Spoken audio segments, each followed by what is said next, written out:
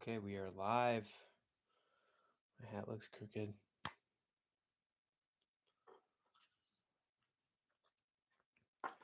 All right, gonna let the rooms fill up a little bit. We are live. We are doing a Q&A.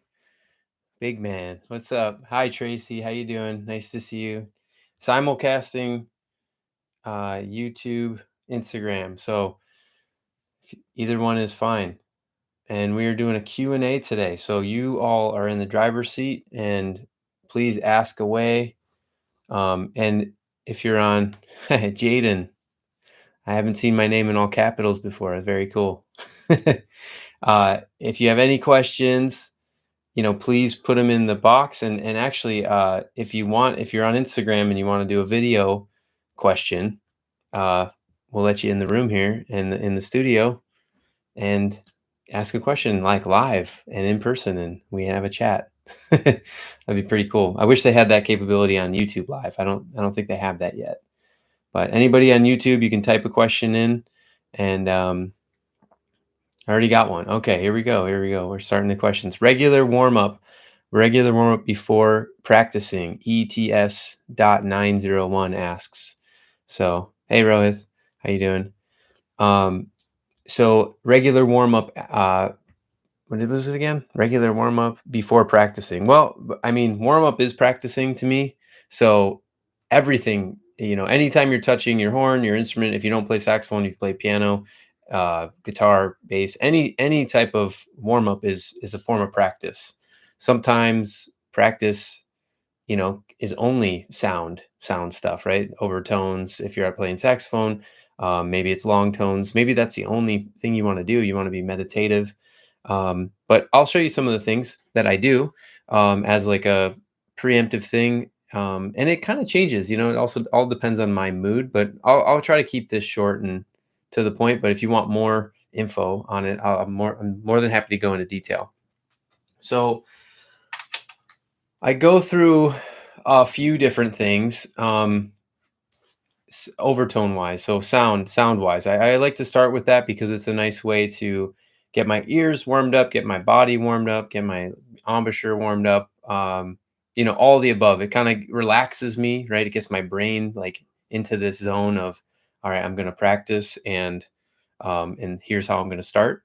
So, a couple different ways you can do overtones, right? You can do the overtone series, right? Or you can do overtone matching, like note matching. Like here's a B flat on the tenor, and now I'm going to try to match that with the overtone. So I'm fingering all of the, I'm fingering low B flat.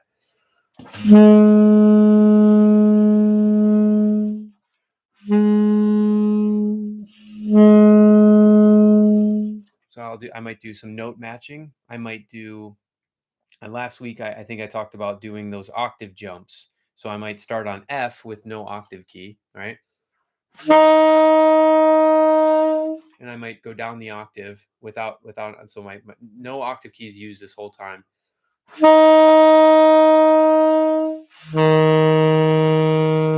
Right, and then go down by half steps.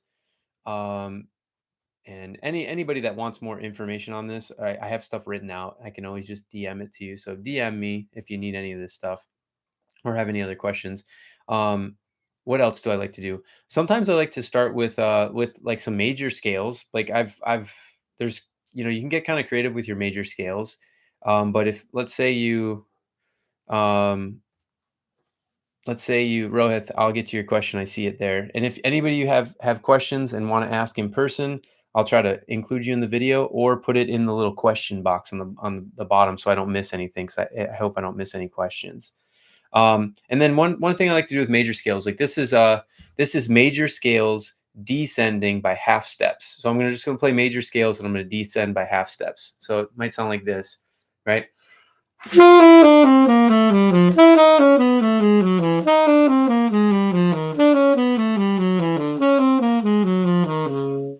All right, so I'm obviously trying to keep it really even. I'm trying to keep it. I'm trying to keep us obviously even notes, eighth notes, right? I'm not tonguing, and I'm slurring. I might rearticulate the first one to kind of keep the beat, and I'm also trying to keep a really steady tempo. And you can start doing that different ways. Like you can do ascending and then descending. You can do ascending. Uh, you can do ascending by, let's say, minor thirds. All right. So, or by whole steps. Let's do whole steps first. So,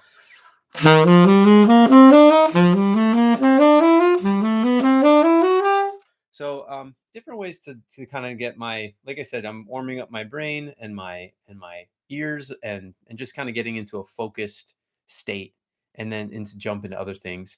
And then other times I might just jump right into like um, listening, right? I might just listen here to something I want to transcribe, and I might just listen for 15 minutes of really solid listening. So I think that's probably probably like overkill on that. But I hope that answers your question about warming up, and I think it's a whole. I think it's all encompassing in practice. There's no like warm up before I practice. It's all kind of one thing. And I'm so busy these days. Most of you know I'm a doctor of physiology. Physiology. What am I? I'm not a doctor. I'm a doctor of physiotherapy. I'm a physical therapist. Um, and uh, and so, if there are any questions about injuries, please feel free to ask them here as well. I'm really well versed in a lot of musculoskeletal injuries, neuromuscular, the extent goes. But I also have a couple kids, and yeah, this is kind of my passion project. So I appreciate all of you showing up and hanging out from Brazil. Right on. That's one place on my bucket list. All right, let's see what we have a question in the box here. Um, this question is from Nolan. All right, Nolan, artist slash album to check out. Okay, that's a loaded question. What have I been listening to lately? There's so much stuff. So I've actually been digging into some of the Keith Jarrett trio live stuff, live in Tokyo, Bye Bye Blackbird. So if you don't know Keith Jarrett's a phenomenal piano player, and he plays with Gary Peacock on bass and Jack DeJohnette on drums. And it's they make some amazing music, and they have a lot of live albums. Like the live albums are, it's so cool because these guys are really, it feels like you're there with them, and they're really making spontaneous music. Not that not that studio music is bad at all. It's amazing. All of it's amazing to me, but I think it's really powerful to hear these three. um I should look this up. I don't know, they've probably been playing together for like, I would have to guess 40 plus years, maybe 50 years. I know they have some albums together in the 80s. So that's 40 plus years of, really knowing each other and playing together. And I know Keith Jarrett took a little bit of a break. He got sick in the 90s, I believe. Um, and then they came back together. So that's what I've been checking out. I've been listening to. Oh, here's a great album. All It's called All Things Bright, and it's by John Ellis, like one of my favorite modern tenor players. I love that album. I love John Ellis's playing, and he just is a really really awesome person too. So I kind of like, not that I don't know everybody I listen to, obviously, but John Ellis I was fortunate enough to hang with a couple times. So via lessons and stuff, and he's just really awesome. And I just love his playing, and he's just such a interesting person, the way he writes music and the way that he plays music rhythmically. So that's another great album. Let's see. How about like something like back in the day. Oh, someone said thank you. Wes Gibson, thank you for your 2 5s of the day. I have Gibson notebook full of them in all 12 keys. That's awesome, Wes. Let's hear you play them, man. You gotta send them over to me so I can feature you and on some of the stories and stuff. That's so cool that you're writing them out on in your notebook. That's really cool, man. That makes me super happy. I appreciate all of you people that support me. I super appreciate it. So it's amazing. Um, so I hope that's yeah, Nolan. I hope those will suffice. Man, the list goes on and on. I don't have enough time in the day to listen. I don't know the name of this album, but if you do want to check out, if most of you in here are saxophone players, if you do want to check out a really great saxophone player that's not as mainstream, There's a guy named Jeff Elwood, and he came out with an album, I believe it was 2021, and that's Ellwood, Jeff Elwood. And his approach to music and the way that he phrases and plays and his melodicism is really, really beautiful. So I would suggest checking that out. I believe the first track of that album is a contrafact of all the things you are. So there you go. So check that one out. This one says, I just got my first tenor and I want you to recommend the best mouthpiece and reed to use. Okay, well, yeah, it all depends on what sound you're going for. That's interesting that you asked that. So it's I am OFAT. I think that's how you say your name, OFAT. Um, so it depends on like what you're listening to and who you want to emulate. You know, there's a lot of mouthpieces out there. There's a lot of different combinations of mouthpiece, ligature, reeds, even necks, right? Like, Boston Sax is making necks. I have a KB sax neck from Kimbach. I'm sure there's other necks out there I don't know about. I know there are. I just can't think of the names. So there's a lot of things that go into a sound and a mouthpiece. But I would say think about like some of your favorite people, right? And then listen and that you like to listen to and want to sound maybe emulate and try to maybe do a little research and see what they play on or what they played on, right? If they're not around anymore. I think I heard Ben Wendell talk about Joe Henderson today, and Joe Henderson I think used to use a Selmer D or F, he said, which is like a classical mouthpiece. So there's so many. Reed wise, I would say Boston Sax Reeds. I'm not affiliated with them at all. They don't pay me anything, but I like what they do. I like Jack. He's amazing. He's a really, really amazing dude, and I appreciate everything he does.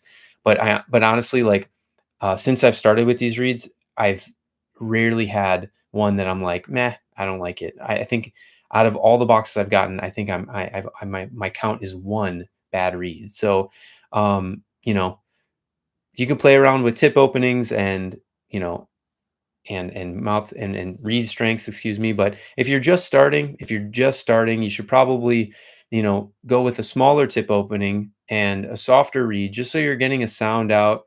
And then once you get fluid with some of the sound and you get used to fingerings and things like that, then maybe, start messing around with that. But just really try to develop a good sound. That's really all you need to develop, and try to find the combination that whatever you can that you like. And all of it's affected here, and then all of it's going to be affected here. It's kind of like a 50-50 deal there. All right, let's see here. We have another question. Um, okay. We have Rohith has a question here. So, how do you develop a tone that you really dig and how can you change it? Um, that kind of goes into the last, like a couple of things I already said. Thank you for the question.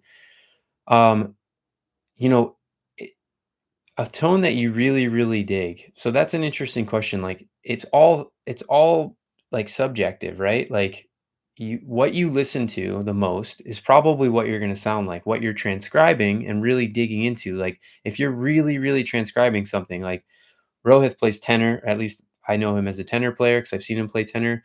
Let's say you like Stan Getz. I'm just picking someone random, and you're transcribing a ton of Stan Getz, and you want to sound like Stan Getz. If you're really into a transcription, like really, really digging into it, and you're sounding like Stan Getz, you're going to um, you're going to get that sound that you really dig, right? If you dig Stan Getz sound. Now, if you don't dig Stan Getz sound, you probably wouldn't be transcribing him. If you love Hank Mobley, dig his sound, then dig into his solos. I mean, he's got Soul Station has like every single solo on Soul Station is like amazing. So pick one of those solos if you want to sound like Hank Mobley and really dig into it. Really just play it and get into the sound. I've seen Melissa Aldana do this, and it's absolutely fantastic. So Melissa Aldana, if you don't know her, she's amazing. She's one of the greatest tenor players alive right now, and she digs into people's sounds so intently, she can sound just like them. So she went into Nolan Foster's Soul Station is fire. Yeah, it is fire. So back to Melissa. Um, she will study someone for years. Like she dug into Benny Golson, right? Benny Golson, amazing tenor player, great composition, great composer too. Um, and she can just sound just like him, which is amazing. It's like unbelievable. And she's done the same thing with Sonny Rollins, and she's done the same thing with Mark Turner. So she's got these three main cats that she's really dug into and sounds like, and then through that she's developed her own personal sound. Like when you hear her, she doesn't sound like any of those three, but what's come out of it is this unique voice that's Melissa. So, um, so that would be there's no exercise other than transcribing that you're going to get that sound that you really want. I mean, there are sound exercises to get your sound better, your airflow more supported, those types of things. But I would say pick a person, Rohit, that you truly love and you love to listen to. You know, you never get sick of listening to the same song, right? And dig into that, right? I'm doing that with Walter Smith III right now. I'm just digging into one of his solos, and I'm gonna just learn. I'm just gonna play it for I don't know the next couple months, and just dig into it and try to sound like him, his articulations, his the way that he phrases all that stuff. I'm just gonna dig into it. I'll post on it, and I'll probably make videos on it. But yeah, so that would be my best answer for that. Let's see, we got another question here. Okay, okay, here, this is ETS.901. And advice for transcribing an insanely fast line. Yeah, slow it down. um, no, but seriously, I would definitely say, you should try to slow stuff down. Like YouTube's got a great feature. Thank you, YouTube, for having this feature. There's a little gearbox. Um, and you can slow it down to 75% or 50%. Sometimes lines are just really not only are they fast, but maybe they're not like super lined up. Like some lines are really crazy runs, and transcribing them, if you try to write it, it would be like impossible to write. But some lines are like real, like Sonny Stitt's got really fast lines, but his are like very boom boom boom. He's like perfect 16th notes like all the time. It's like amazing his double time lines. um, and then when you slow it down, as I was kidding, but I'm not kidding. When you slow it down, really sing it. Sing the line with the play along. With the track, and try to sing it. Because if you can sing that line, you're already processing the line in your head. I do this. I have a lot of videos on YouTube about singing lines and all that stuff. To really, sorry, I'm going to put that down so I don't have a neck injury. Really singing lines to really get them in your ear, and to really get them out. Like, you can just learn a bunch of notes, but is it really going to stick if you're not hearing it in your head, right? So that would be my advice: is slow something down. And if you can't slow it down, if you don't have the capability to slow it down, try to get little pieces of it. Try just to get the first 2 or 3 notes if it's that fast, right? Get the first 2 or 3 notes, and you'd be amazed if you start getting like 1 note at a time, or you start being able to try to sing the line, and see how far you can get. Um, you'd be amazed like that you can start hearing the line, like what shape is it making? Get the general shape, start reverse engineering it a bit. And then if you get stuck on the front end, try to get the last note, right? Try to get the last note of the line, and maybe you end up meeting somewhere in the middle. Okay, so Wes Gibson, when I was talking about the 3 saxophone players that Melissa was studying, so he's got three sax players for him: Paul Desmond, right? Johnny Hodges and Patrick Bartley. So, and also getting into Kenny Garrett. So Wes is probably a alto player, which is cool. Those are all 4 alto players, and all great idols to look up to. Um, yeah. Patrick Bartley's amazing. All of those guys are amazing. Patrick Bartley and Kenny Garrett are, living legends. So it's pretty awesome. Okay, let's see what other questions we have here. Do we have any other questions? Namaste Jay. Hey buddy, what's happening? Natural play. Oh man, you're too kind. This guy, he's such a good dude. I hope you're still in here. You're an awesome dude. I miss you, pal. Hope you're having a great time in uh Atlanta. Oh, Nakia Peck. Hey man, nice to see you, or nice to see your icons here. If you want to jump on the call and ask a question or hang out, totally can.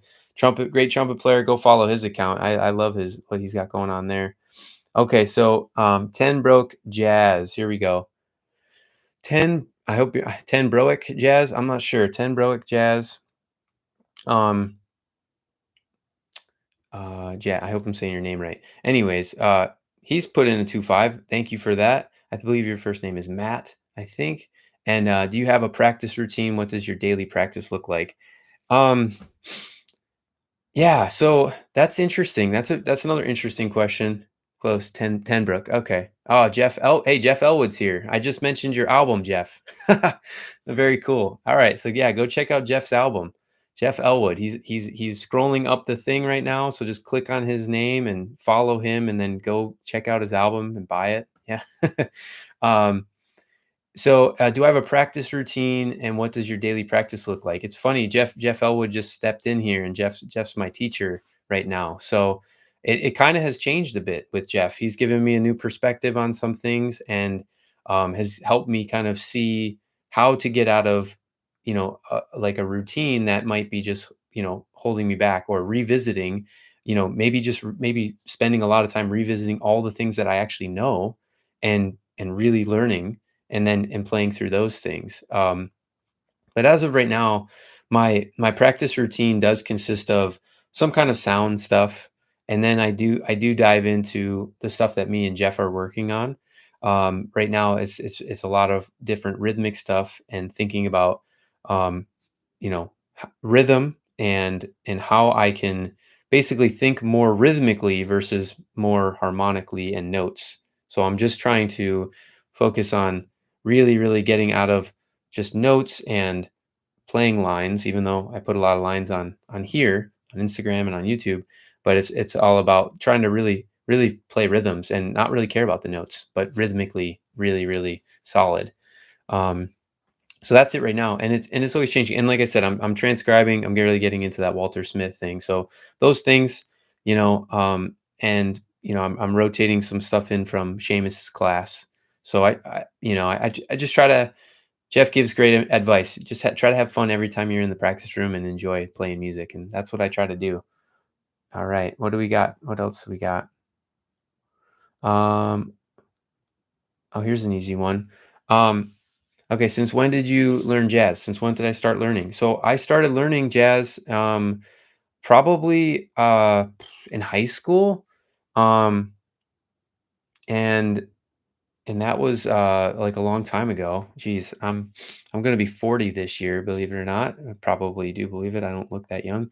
Um but yeah, so in high school I started, and then I went to college for a little bit for it. I went to Wayne State University in Detroit and got had some great teachers there. And then I went into the army band, um and toured around. And then actually I stopped playing. I stopped playing completely for about 10 years, and I just picked up my horn again a few years ago.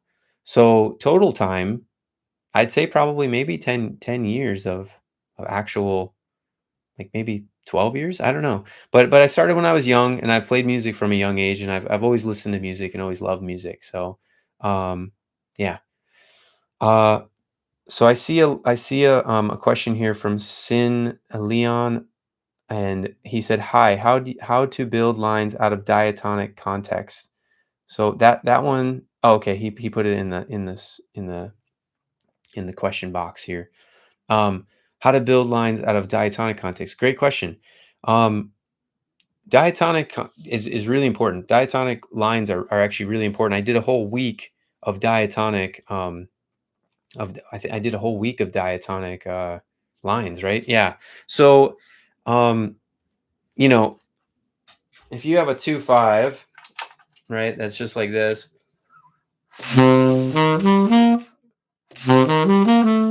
right? So that's the two,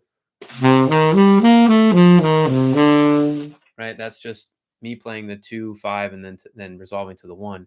If you have something like that, that's you're outlining the chords, But if I just did something like this, right? Right, that's not gonna sound great, right? Because you're just playing a scale. So where diatonic stuff comes in is you can become rhythmically more creative, and you can also pivot and do different pivots. So if I just use diatonic notes, right? This is a two, right? So instead of doing this, right? Maybe I'll go, right? So that was ba ba ba ba 5, 5, 4, 3, 2, 1. You know, uh,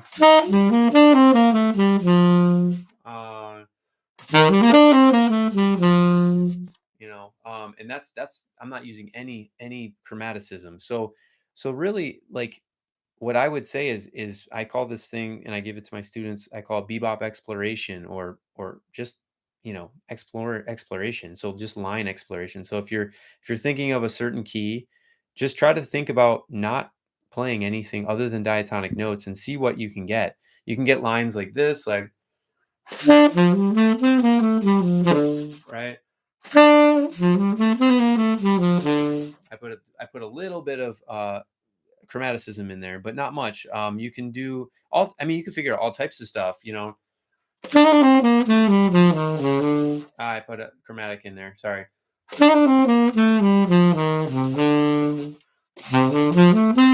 Right. So it's all about, like I kind of talked about with the listening. You kind of have to listen and hear these things, and there's kind of things that really repeat itself a lot. Like if you were to play you know a seventh chord, like a major seventh chord, and start on the seventh,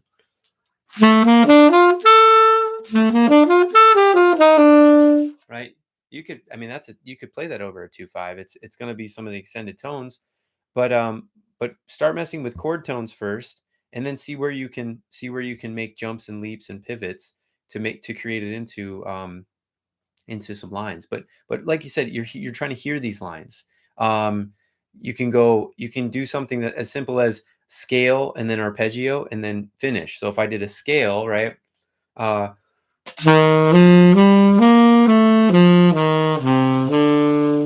right? That's just super straight eighth notes, but that fits over 2/5, and that was diatonic. See what you can come up with that stuff. That's the fun part of playing this music. That's the fun part, is the exploring part. But I would suggest, yeah, really, really knowing the chord tones of each, and then exploring how you can shift those and pivot those. Okay, let's see. What do we got next? Um, okay, real quick. Rohith asks read routine. So here, look it. I get one of these. It's called a Witz case, WITZ. I fill it up with clear, like, mouthwash. This is on, like, I think it's on most of my videos on YouTube. And they're not affiliate links or anything. They're just links to take you to buy these things. I don't make any money off that stuff. Um, and so I'll show you inside of here. And I have a reads. I actually have a read, like, video. So basically, I put my reads in here. The thing is filled up to here. I hope both videos can see it. And I literally just keep them in there and soak them. Patagonia, Argentina. Thank you. I want to go there. That is on my list. That is like the next thing I want to do. I love it looks beautiful there. And then I just soak them. Sorry, I'm getting distracted. All these nice people are saying nice things. I just soak them in there, and I literally I play the front one, and then after I am done with it, it goes to the back, and they just rotate. And I bet there's a reed in here that's like a year old. I kid you not. It might not play the greatest, but I still like it. So, and yeah. So that's my read routine. And I think it works. Here we go. Let's see what else. Um, okay. All right. Saxy Javi asks, where would be a good place to start learning the jazz language? Listening. That's the best place. The the best place. Listen to Bird. Listen to Louis Armstrong. Listen to Any of the early, we talked about, someone mentioned in here, Johnny Hodges, like at that one being one of his idols. I think it was Wes. Yeah. So listening is the most important thing, to start learning language. It's like, if you were to learn a new language, like an actual, speaking language, um, and you went to the country, you would probably pick up on it a lot faster than if you were just reading a book. Um, so yeah, so listening is the best place to start learning. And then, I'm putting out these two fives. It's giving you a start to learning language, but it's definitely not like the way to go. Like you might be learning like little bits of sentences from me. You might be learning like, "Where's the bathroom? Where's the best restaurant? Um, how do I get to the airport?" Right? You might be getting questions and things like that. I like soccer. I like whatever. You might be getting little sentences and snippets, but really there's more to the jazz language than what I'm just putting out on my channel and my page every day. Um, so yeah, listening. I tell myself that all the time, like, you need to listen more. You need to listen more. So I try to make it a point to really do at least 15 minutes of really focused listening a day, at least 15. And then I always have kind of music going, like in my house or whatever. And so that's kind of passive listening, but really focused listening is really important. All right. Let's see. We got some more questions. Awesome. Um, so this question kind of is related to the last one, Enrique. Do you have any advice to improvise better? It comes down to listening too. Also, like, what's your definition of improvising better, right? Um, you know, uh, that's here. There's actually a good question. Gene, can you put that question in the question box for me, please? I think it's a really great question. I just don't want to lose it.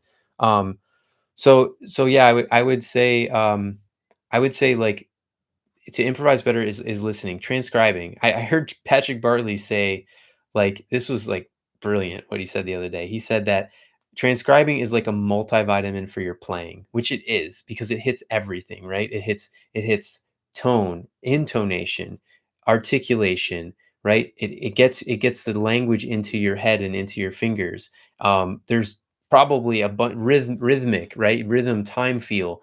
It's it the multi I love that line. Like, I'm not gonna steal that from him. I will definitely give him credit for that because it was brilliant in the moment, and maybe he heard it from someone or maybe he came up with it, but that was awesome. So yeah, so transcribing is gonna be the best way to improvise better and faster. Like, you will leaps and bounds get better and better and better if you listen and you transcribe, and that's the only thing you do. Now, eventually, there's gonna be there's going to be a time where you're going to need to get pushed, and maybe that's the time you have a teacher that can guide you a little bit and hone you in. But those two things are really going to take you really, really far. Thanks for the question, Enrique. Okay, so we have okay, how to make a good saxophone. What is the effect with okay, what is the effect with the mouthpiece or reed? So mouthpiece and reed stuff, like, I don't really get into the science too much. I know I typically a general rule of thumb is if you have like a larger tip opening, um, you can play on a softer reed. I mean, people mix and match everything. Like, I think like Ben Wendell right now is playing on an 8 star tip opening and plays on like size 2 reeds or something. But I'm sure but I think like Bergonzi and Garzone are playing on, like, Garzone plays on an 11 tip opening and plays on like size 5 reeds. So, you know, I think it's all personal. Like, what do you like? What's best for you? Um, there's gonna be different things that you're gonna feel with having a harder read on versus a softer read, having a bigger tip opening versus a smaller. I've actually gone My tip opening has gotten a little bit smaller over the past year or two. I switched to this vintage auto link, hard rubber auto link, and it's like one from the 40s, and it's refaced, but it's like I think it's like a 6 star or a 7, whatever 0.095 millimeters is. And I just kind of found the sweet spot of, like, I tried some threes, I tried 2.5s, and I tried twos, and I'm like, which one do I like the best? And I kind of go from there. So, it's it's all personal. So, is that Heidi? Is that my coach from the gym? Oh my gosh, she kicked my butt this morning. All right. Let's see what else we got. Gene, all right, what do you suggest someone to do when they know a lot of music theory but not know how to apply it? So, that's a great question actually. So, really I would almost say use your theory to help you in the practice room to like do exercises and maybe create new sounds that you want to hear, but I wouldn't worry about applying music theory when you're actually soloing because you don't have time to think. You don't have time to improvise. You don't yeah, you just don't have time. Like it so like, let's say, for instance, if there's a more specific question, I love to touch on that because I think this is a great question. I think a lot of people, including myself, get so caught up in the music theory that they don't use their ears enough. They're not relying on their ears and all the things that they've built up over time. So I told you guys I took like 10 years off of playing and then I came back. Well, one of the things I came back to do, when I came back, I should say, I changed the way I approached music completely. Completely. I spent the first year just developing my ear, just trying to get a great ear and not worry about theory. Because I already knew a lot of theory, but it didn't get me where I wanted to be the first time around. So I was like, let me reach, you know, navigate myself and say, okay, let me figure this out a different way. So I worked on my ear, I transcribed, I did a lot of different things that I did that opposite of what I did in the past. So and I think, for me it ended up being a lot more fun, a lot more fun to play. So I think this question relates. What do you do when you play a sax solo? What confidence do you have? Um, I don't know what that means. Like, what do I do when I play a sax solo?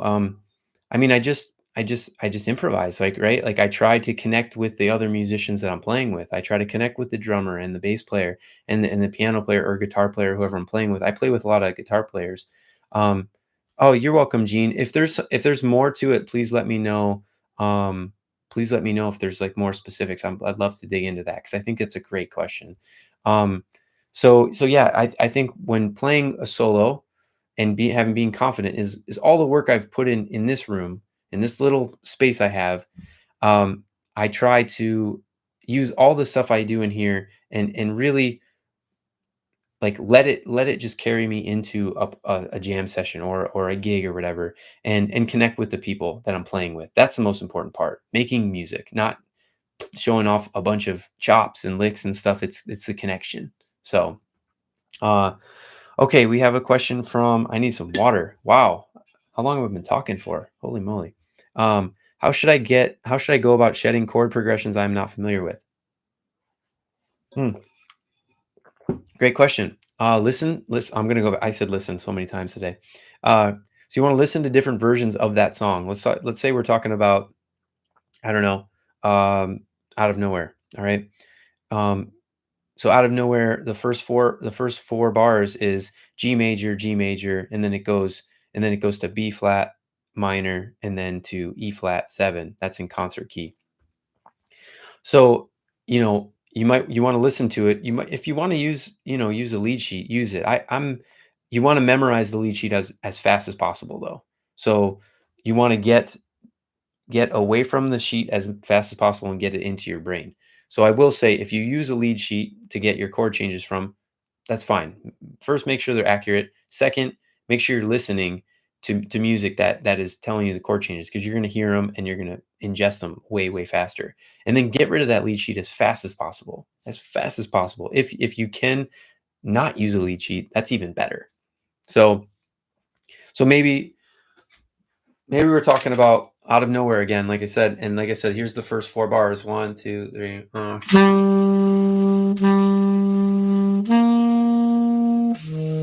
Right. So that's the first four bars. And the song goes like this. All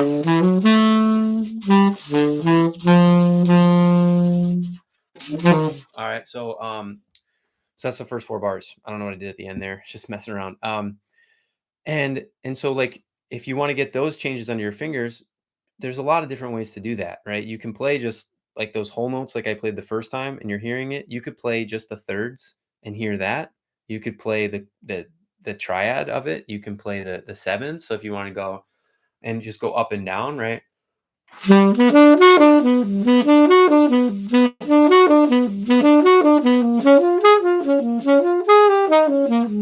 Right? You could go into that and play the arpeggios. You can play um and you can start on different chord tones, right? Like you don't have to start on the roots each time. You can start on whatever's the next closest chord tone. So that's how I would shed chord progressions you're not familiar with. And honestly, I would listen a ton because if you're listening to the melody 50 times a day, you're not going to get lost in the song. And if you are always focusing on the melody, then you're golden because you're going to be playing melodic because if you base your solo off the melody, you can't go wrong. You really can't. I should tell myself that more often.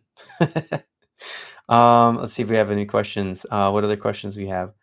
Um, okay. Here's another one from ETS 901. How much of your solos are made up of ideas you made versus things you've heard slash transcribed? That's a great question. So, um, I would say like I would say I strive to be spontaneously composing in the moment. Does that happen all the time? No. No, it doesn't. I try to play as close to what I'm hearing in my head as possible when I'm soloing. That would be the best and when I'm really dialed in, it happens. But there are also times where if I screw something up, or if I miss a beat, or if I get to a chord a little late, then it's like okay, recover mode. How can I recover? Can I play something that I know that will get me back, or maybe do I just go back to something simple? Um, I would say that some of the things. I would say some of the things that I've heard and transcribed come out in my playing, like, some things randomly just pop up, right? Like, I transcribed this Walter Smith thing, and it just started popping up in my playing, like, randomly. Not that I was trying to do it, it just popped up. I don't know how to explain it, and it must be something that just in the back of my head that I really liked.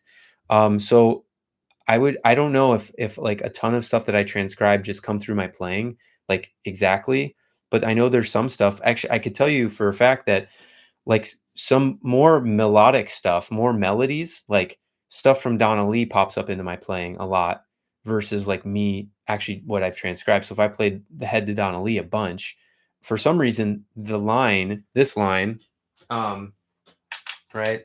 Uh,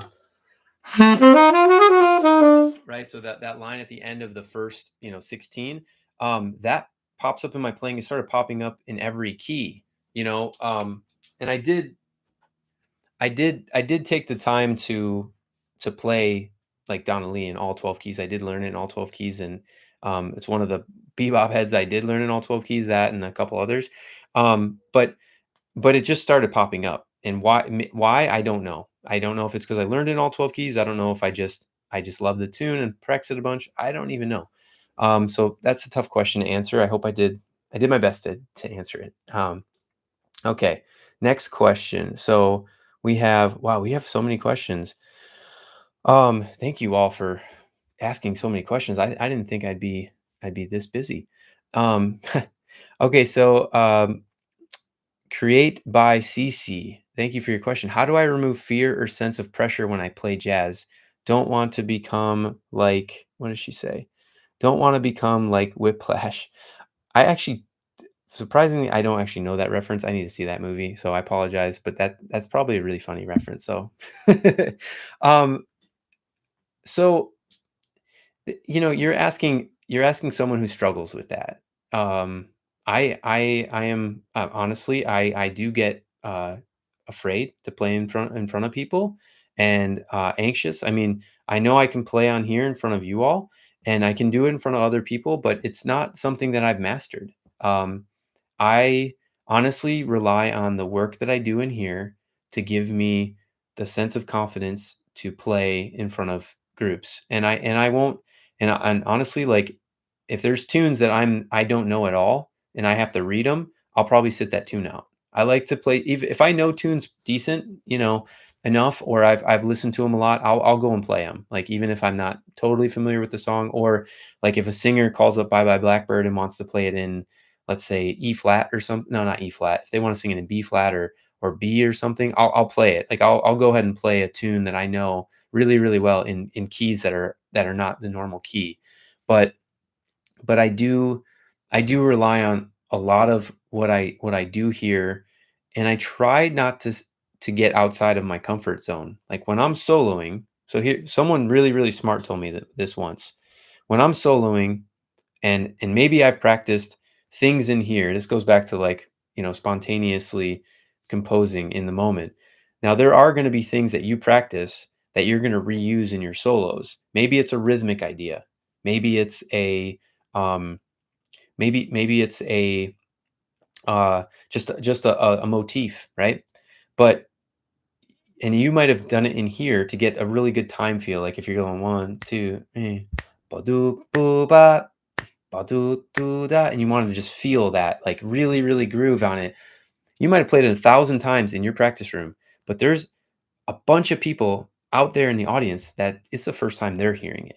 So just remember that. Don't worry about putting too much pressure on yourself to blow people's minds and play something new. You're not going to play anything new. Everything's been played. And and you know what? Like, there's masters out there that weren't even happy with their playing. So don't worry about being happy with your playing. Just go and enjoy making music. If you can focus on making the music and having fun and enjoying the experience versus putting pressure on yourself, which I know for a fact is not a good feeling, you're going to have such a better time making music and playing music. All right. Thanks for the question. Um, yeah, I'm pretty vulnerable, dude. So I'll pretty much tell you guys anything. Um, it's a reason, right? How do you go about memorizing melodies and changes? I'm gonna go back to listening again. I try to listen to I'll make playlists of songs. Like, so for instance, like we talk about Out of Nowhere, I'll find every version of Out of Nowhere that I can find on Apple Music, because I'm an Apple Music kind of guy. And I'll just make playlists of all Apple Music. I might make a playlist of all Donna Lee songs, and even contrafacts of Donna Lee, or contrafacts of other tunes. And that's how I learn them, and then I shed them. I like to sing them. I've already talked to you about it. I don't sing. I'm not a singer, but I like to sing. I'm not a good singer, but I sing. And that's the best way to go about it. Especially melodies. And like I said, try not to read them. If you can transcribe the melody and get it that way, that's great. If you can transcribe changes, which is harder to do, it's very hard to do, and you can do that. You're not only are you building your ear, you're building your sense of harmony within that tune. All right, what else we got? Let's see. Um, okay. So Chris Cash says, my tone and sound is sounding too edgy and not great, especially in the higher register. Do you have any suggestions that could help with this? Overtones. Overtones. Get your voicing. Maybe your voicing's not strong enough. Maybe you're pinching too much here. This when um, the higher you get on the horn, the more relaxed you should be here. The more you're using all your voicings. So I would say I would say if it's sounding too edgy and not great up in the higher register, work on overtones. Overtones are a cure for a lot of those things. And then consciously think about, what are you doing when you're up there? What are you doing here? Right? What are you doing here with your fingers? What are you doing with your body? Are you getting really tight? Are you getting super pinchy? Right? That's a weird looking face I made, right? But yeah, focus on that. That would be my number one suggestion. Okay, next question. Um, do you have any written exercises to share? Any good sites or books to recommend? I'm really looking for good blues exercises. Hmm. Sorry, I'm getting dried out. I'm talking so much. I'm going on 50 minutes. Holy moly! Wow, you guys have been amazing. Thank you.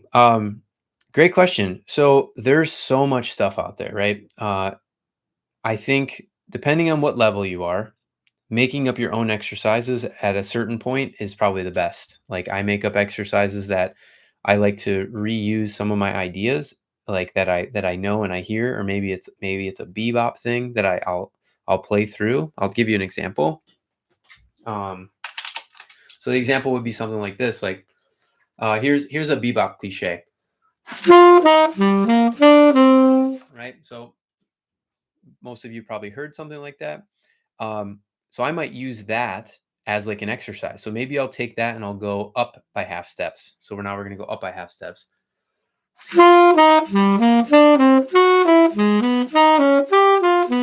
Ah, I messed up. Right. So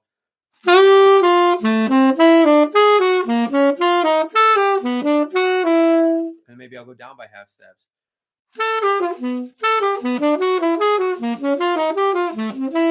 Right, and so on. And maybe I'll do by minor thirds or whole steps. Let's do minor thirds real quick. Uh, I'll just pick a key. I'll just start on E.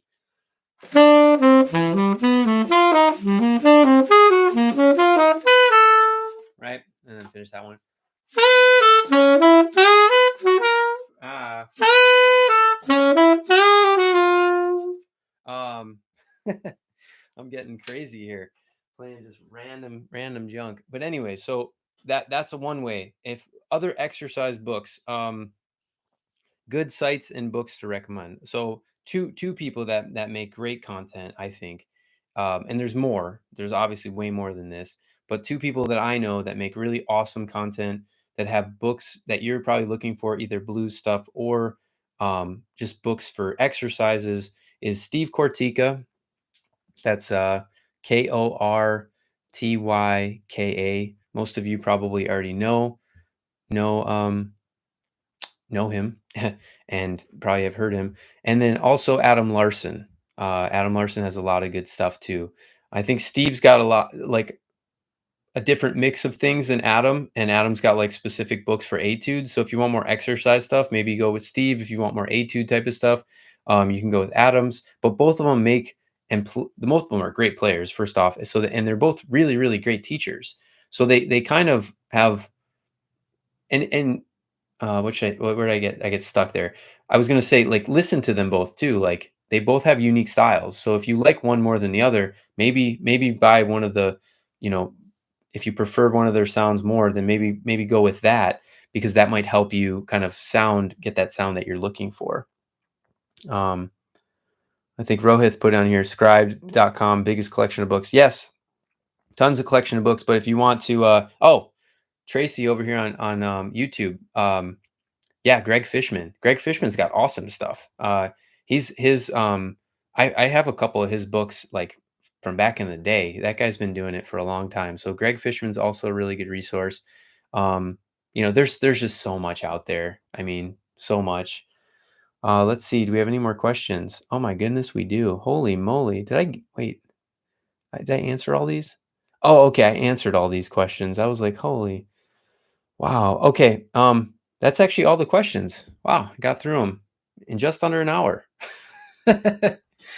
um, well, I couldn't thank you all enough. If you have any other questions, feel free. I'll hang out for a couple more minutes, but I should probably get to bed because I'm sure she's not watching. But Heidi, if you are, I got to get up early, just like you, and you're gonna kick my ass again. So I got to get some sleep. Anyways, oh, Tracy, thanks for hanging out. Thank you all for hanging out on Instagram. Thank you all for YouTube hang. And where am I from? Oh, I'm from California. So I live in Carlsbad, California, a little beach town just north of San Diego. Yeah, so I'm here. Originally, I was born in New Jersey. Uh, what is the essential things that we need to learn in music? You know who's got a great book that you would probably love if you're asking me that question?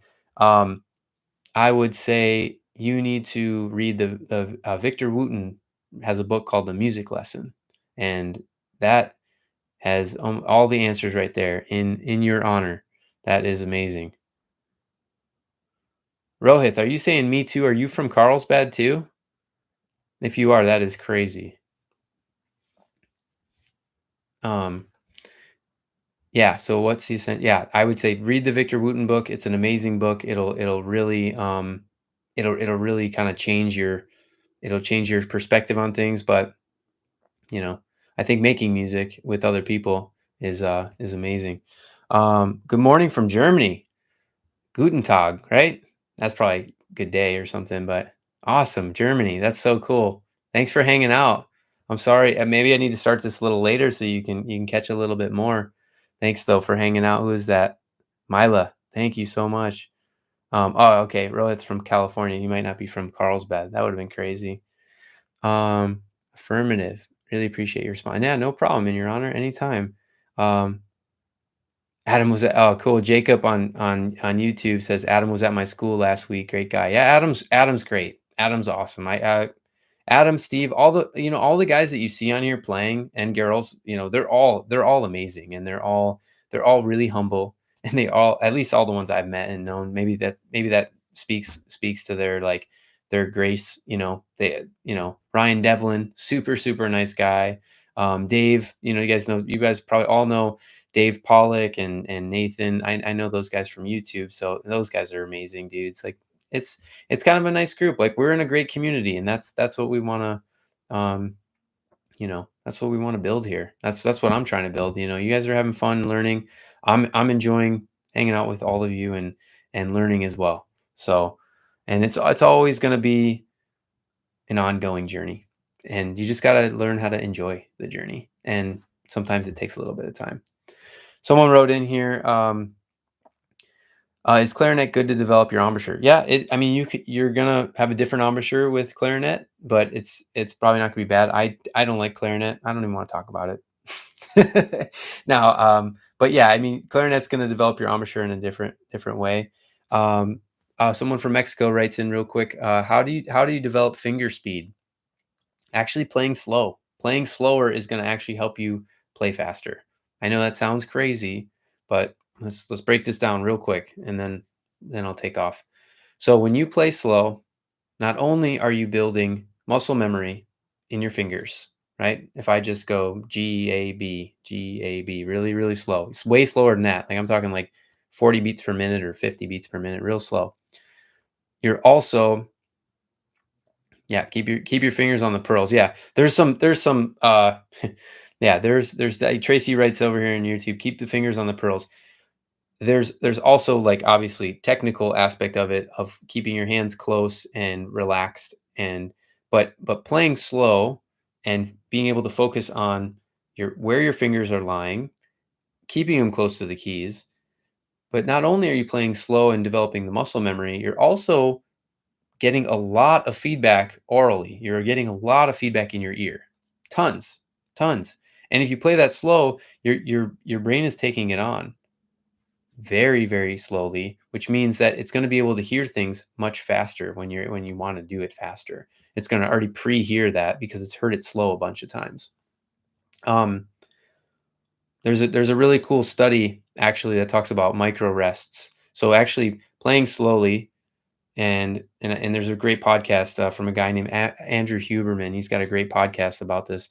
Um, Playing slowly and taking rest, micro rest, like 10 seconds rest between like, a scale or something actually helps you learn and remember those things and play them faster in the future. So it's kind of cool because your brain actually processes it a bunch when you're resting. It's really, really cool. I'm not going to get into the science of that, especially because I'm not a neuroscientist. Okay, here, let's do one more question. Last question, because we gotta get out of here. I barely have any water left, so I'm not gonna be able to talk in like 2 minutes. So this guy, Andre, not a sax player. It's all good. You're a trumpet player, awesome. What's the best way to learn improvisation and getting familiar with changes besides scale exercises? Great. I don't even use scale exercises to learn changes and stuff like that. We've kind of talked about this earlier in the Q&A, so it's no biggie if you just joined. But listening is the best way. I think listening is by far the best way to to do what you're asking, to learn improvisation and getting familiar with changes.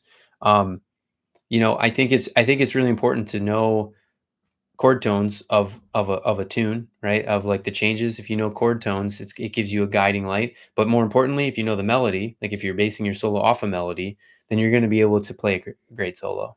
And I kind of touched on that a bit, but I definitely believe in that. Knowing the melody really well, knowing chord tones, is also very, very important. But if you base your solo off the melody and you know the changes, you're gonna have a killing solo. So, and if you're listening, because if you're listening, you're all that stuff you're taking on listening is really going to come out and you're playing eventually. It just takes time. Like, and the same thing about the journey.